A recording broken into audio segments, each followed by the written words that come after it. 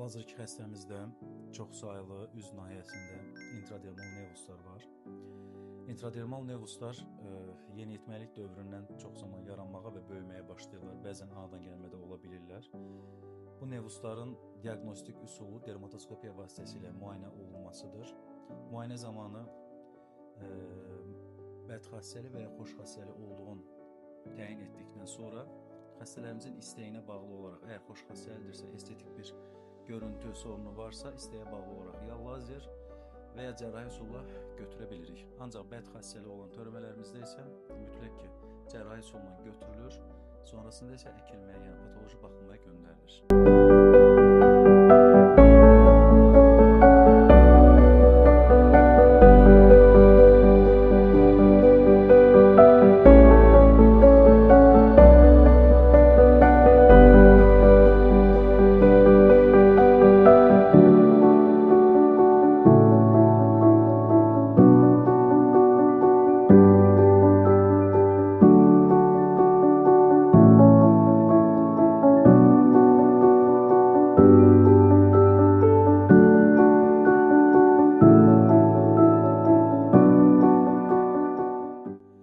Normal əhali arasında nevuslara toxunmaq olmaz deyə bir mif var.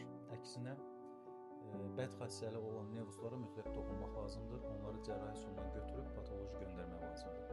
Vaxtında olunan müdaxilə hər hansısa bir xərçəngdən bizi qoruyaraq həyat xilas edə bilir.